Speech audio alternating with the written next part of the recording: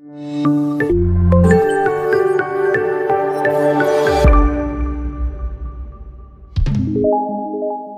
Podcast, cerdas bersama SMP Buana. Assalamualaikum warahmatullahi wabarakatuh. Kembali lagi di Ceria, cerdas bersama SMP Buana. Kali ini kita kedatangan tamu dari Bapak Ibu Guru SMP Buana, yakni Pak Huda, ya, selaku Guru Pendidikan Agama Islam. Nah, gimana kabarnya Pak Huda hari ini? Alhamdulillah baik. Nah, alhamdulillah. Gimana puasanya Pak Huda? Insya Allah nutut mulai dari awal sampai sekarang. Ya. Untuk puasa sendiri ini sudah keberapa Pak Huda ya? Kalau tidak salah ini sudah kita masuk ke hari yang ke-12. Oh iya. Insya Allah berarti nanti malam kita masuk sholat tarawih yang ke-13. Oh, okay. Saya tanya balik. Ya, kalau kemarin ini sudah tarawihnya 13 hari apa 12 hari apa banyak yang bolong? Kalau terawih sendiri banyak yang bolong ini Pak. Ya, diusahakan lah berikutnya jangan sampai bolong. Iya Pak. Jadi gini Pak, untuk puasa sendiri kan banyak dari para teman-teman itu menanyakan, ya para viewers, bahwa para komentator ya menanyakan intinya apa sih yang dimaksud dengan puasa itu? Oh gitu ya. Okay. Terima kasih. Jadi gini ya. Sebagaimana yang kita ketahui bahwa kita sebagai umat Islam itu memang diwajibkan untuk berpuasa ya. Karena hal ini merupakan tuntunan yang sudah termaktub di dalam Al-Quran. Tapi perlu diketahui juga bahwa puasa itu sebelum adanya Islam ya, umat Nabi terdahulu juga sudah diwajibkan puasa.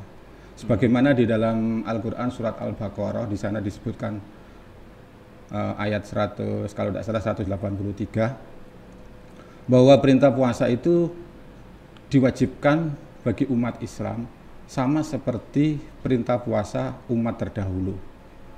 Bunyi ayatnya adalah ya ayyuhalladzina amanu kutiba alaikumussyam kama kutiba alal ladzina min qablikum la'allakum tattaqun. Yang perlu digarisbawahi dari ayat ini adalah satu, di situ ada kalimat ya ayyuhalladzina amanu. Jadi artinya perintah puasa ini diperintahkan kepada orang-orang yang beriman. Ayat ini diterima oleh Rasulullah atau wahyu yang diterima oleh Rasulullah ketika Rasulullah sudah hijrah ke Madinah. Makanya di situ bunyinya ya ayyuhalladzina amanu. Karena ayat ini di asbabun nuzulnya kalau tidak salah itu turun tahun kedua Hijriah, tepatnya bulan Sya'ban. Sehingga ini sebelum masuk Ramadan, sehingga pada waktu itu Nabi yang sebelumnya puasa 3 hari setiap bulan yang hukumnya wajib, kemudian akhirnya dimansuh perintah puasa menjadi puasa 1 bulan penuh selama bulan Ramadan. Nah itu tentang asal mula perintah puasa. Kira-kira begitu kali ini. Sempat tadi berulang kali saya mendengarkan ada kata hijrah. Berarti hijrah sendiri itu seperti apa sih Pak? Nah, kalau hijrah itu kan Nabi itu kan Islam itu diturunkan ketika Nabi berada di Mekah. Setelah itu dakwah di Mekah, kemudian itu hijrah ke Madinah. Jadi konteks hijrah ini adalah pindah tempat dari Mekah menuju ke Madinah. Al-Quran pun juga diturunkan, sebagian diwahyukan ketika Nabi berada di Mekah dan sebagian lagi diwahyukan ketika Nabi sudah berada di Madinah. Jadi begitu. Puasa ini kan otomatis kan juga membuat ketakwaan kita menjadi lebih baik ya Pak ya. Nah, kalau menurut Pak Huda sendiri untuk konsep takwa itu bagaimana sih Pak? Jadi begini ya, memang di ayat tadi kan tadi disebutkan la'allakum tattaqun. Berpuasalah agar kamu menjadi orang yang bertakwa. Atau ketika orang berpuasa maka nilai ketakwaannya juga akan semakin meningkat ya. Kemudian kaitannya dengan puasa apa kira-kira? Nah, di dalam ayat surat Al-Baqarah ayat berikutnya itu kan sudah disebutkan ya. Syahrul Ramadan al-unzila fihil Qur'an. Bahwa pada bulan Ramadan itu diturunkanlah Al-Qur'an. Nah, kata kuncinya di sini adalah Al-Qur'an. Jadi ketika Allah mewahyukan atau memerintahkan umat Islam untuk puasa Ramadan, maka di bulan Ramadan ini bisa dikatakan adalah bulannya Al-Quran. Artinya apa? Maka ketika bulan Ramadan ini bulannya Al-Quran, bahwa kita harus apa? Ibaratnya kalau orang itu menahan nafsu, mengencangkan ikat pinggang, kemudian kita perbanyak selanjutnya adalah membaca Al-Quran. Tapi membaca di sini adalah bukan hanya membaca, tapi juga mengamalkan isi-isi kandungan yang ada di dalam Al-Quran. Sehingga kalau kita mengamalkan isi yang ada di dalam Al-Quran, secara otomatis ketakwaan kita akan meningkat, bertambah. Nah, itu ya. Jadi misalnya ini perintah Al-Quran, ini larangan Al-Quran. Karena kita sudah baca, kita sudah memahami, maka secara otomatis ketakwaan kita akan bertambah. Meningkat. Pertanyaannya gini sekarang, apakah kita sudah membaca Al-Quran tiap hari? Taruhlah oke, kita membaca Al-Quran tiap hari. Apakah kita sudah mengamalkan isi kandungannya? Nah, itu yang paling penting. Kalau Kak Lukman sendiri gimana? Masih proses lah, Pak. Oke lah. Iya. Yang penting ada usaha. Iya. Ya. Jadi itu saya kira. Kalau dari situ tadi kan kita istilahnya mengambil hikmah dari puasa dan untuk takwa sendiri itu bagaimana, Pak? Jadi untuk hikmah puasa kali ini, terus setelah itu disangkut pautkan dengan takwanya sendiri itu bagaimana, Pak? Jadi begini ya, kalau kita berbicara tentang puasa itu sendiri, puasa itu kan pengertian puasa itu ya menahan dari segala makan dan minum, itu pengertiannya ya. Secara istilah, mulai terbit fajar sampai terbenam matahari, artinya pada waktu siang hari. Orang waktu siang hari itu aktivitasnya luar biasa. Pada saat aktivitas luar biasa, dia tidak boleh makan, tidak boleh minum. Nah, orang tidak boleh makan, tidak boleh minum, berarti dia itu harus menahan nafsunya, nafsu makan dan nafsu minum. Nah, ketika orang itu berpuasa, mampu menahan, itu mampu saja menahan 1 hari penuh tidak makan dan minum, nah, itu berarti dia sekarang perlu ditanya, kenapa kamu mau tidak makan dan tidak minum 1 hari? Nah, tidak lain dan tidak bukan karena dia mempunyai rasa takwa, rasa takut kepada Allah, karena tahu bahwa ini adalah perintah Allah. Nah, itu kata kuncinya yang pertama.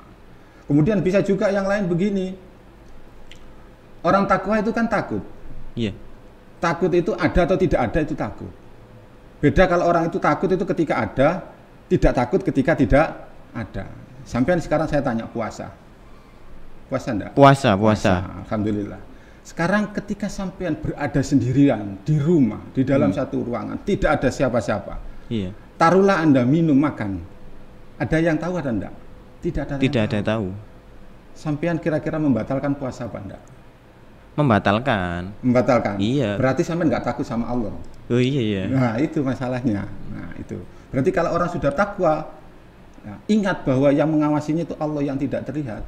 Nah, disinilah nilai takwa itu juga diuji. Maka otomatis tidak boleh membatalkan.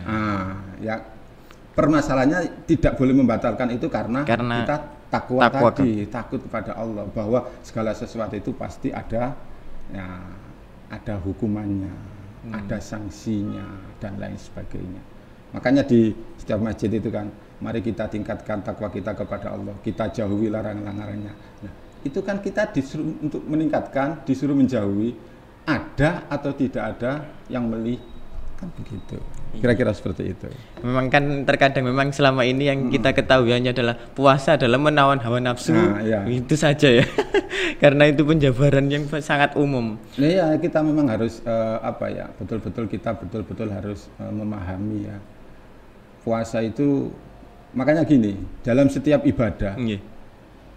Setiap ibadah, rukun ibadah, terutama ibadah mahdhah, rukun pertama itu adalah niat. Niat. Jadi orang niat itu kan apa ya? Sesuatu atau kesungguhan yang akan kita kerjakan. Kalau kita sudah niat, apapun yang kita alami ataupun apapun yang kita lalui, baik itu rintangan atau hambatan, maka kalau itu sudah niat itu sudah kuat, maka tetap akan terlaksana. Dan niat ini kalau kita dalam beribadah, maka itu menjadi sebuah rukun. Karena kalau tidak niat, ibadah itu menjadi tidak sah. Contoh puasa, sampean tidak niat, puasa sampean tidak sah. Karena itu rukun. Berarti kalau orang itu kemudian sudah niat, kemudian di tengah jalan tanpa ada sebab membatalkan puasa, berarti ini ketakwaannya juga perlu dipertanyakan, niatnya juga harus dipertanyakan. Saya kira itu. Iya. Untuk Pak Huda sendiri, apakah ada kira-kira tips khusus untuk menjadi puasa kita supaya menjadi lebih baik? Sebenarnya tips itu secara umum ya, puasa itu menjadi baik itu kembali kepada masalah tadi ya. Jadi pada niat kita. Orang itu kalau sudah niat, apapun resikonya akan dihadapi. Saya ambil contoh misalnya Kak Lukman punya niat mencintai seseorang yang sangat luar biasa gitu ya.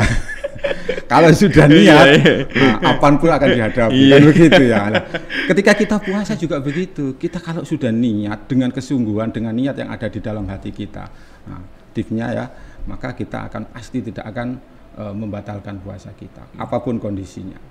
Jadi yang pertama dibentuk itu awalnya niat dulu ya Pak ya? Dulu, iya. Niatnya.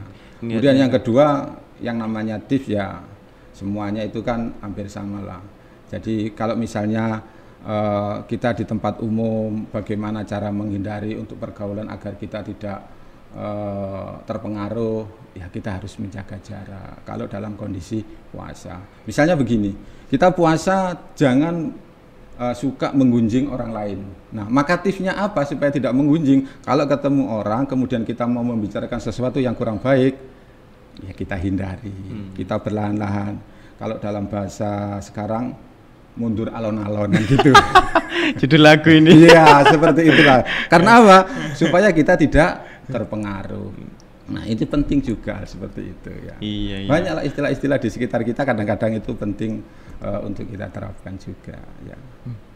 Oke. Ngomong-ngomong untuk tahapan, Pak. Setahu saya dulu kecil itu puasa itu ada tahapannya gitu. Yeah. Nah, kira-kira untuk anak sendiri apakah memang dilangsungkan langsung puasa maghrib seperti kita orang dewasa atau memang ada tahapannya untuk anak-anak sendiri itu Pak? Oke ya. Di dalam Islam itu ketika anak itu sudah memasuki usia mumayyiz ya, sudah mampu membedakan antara baik dan buruk, maka perintah puasa itu sebenarnya sudah diberikan kepadanya. Artinya diusahakan anak itu sudah mulai belajar puasa secara penuh ya. Kalaupun ada belum puasa secara penuh, kalau kita lihat dari sisi usia anak sekolah ya, mungkin anak TK itu ya itu belum lah, tapi kita sudah harus kenalkan. Dalam arti pengenalannya bagaimana? Ya bilang aja ini puasa, enggak boleh jajan. Nah itu dikurangi secara perlahan. Kemudian kalau sudah masuk usia SD ya kelas 1, kita mulai ajarkan puasa ya setengah-setengah, separuh, mulai ada duhur, ada asar. Nah, kemudian yang paling juga perlu kita perhatikan adalah anak-anak itu perlu kita kasih stimulus ya. Ya, kita kasih rangsangan, misalnya kita berikan reward, kita berikan hadiah. Kalau kamu nanti puasa bisa sampai itu kita kasih hadiah, entah itu barang, entah itu uang. Yang penting sifatnya itu mendidik, tidak masalah. Jadi tidak serta-merta kita memberi sesuatu tanpa ada usaha dari anak tersebut, termasuk puasa. Sehingga ketika nanti masuk usia mumayyiz, anak ini sudah terbiasa melakukan puasa. Nah, seperti itulah kira-kira. Iya. Untuk pertanyaan terakhir Pak, jadi gini, pembentukan lingkungan untuk melatih anak berpuasa itu gimana Pak ya? Jadi supaya nanti anak-anak itu bisa ya menjadi yang lebih baik untuk takwanya sendiri dan puasanya sendiri. Oh, ya. Jadi gini, masalah lingkungan gini, yang perlu kita pahami dulu adalah masalah pendidikan ya. Pendidikan itu kan paling tidak itu ada 3 macam ya, yang umum ya. Pertama ada pendidikan informal, ada pendidikan formal, ada pendidikan non formal. Informal itu artinya pendidikan pertama yang diterima anak di keluarganya, di lingkungan terdekatnya, dalam hal ini keluarga. Artinya kalau anak itu sejak kecil dilatih untuk berpuasa, dilatih untuk berbuat baik, dilatih untuk mengenal lingkungan mana yang baik dan tidak, maka anak ini akan tumbuh menjadi anak yang baik. Begitu juga dengan puasa, kalau sejak kecil ini kita latih di pendidikan informalnya, maka nanti anak ini akan ketika dewasa akan menjadi anak yang baik. Kemudian yang kedua pendidikan formalnya, ketika anak itu di sekolah. sekolah ini juga menentukan di mana dia sekolah, bagaimana kondisi sekolah, apakah di sekolah juga diajarkan tentang hal-hal puasa seperti ini. Kalau itu diajarkan maka akan melengkapi, ya, akan melengkapi ketika di informal di keluarga dia itu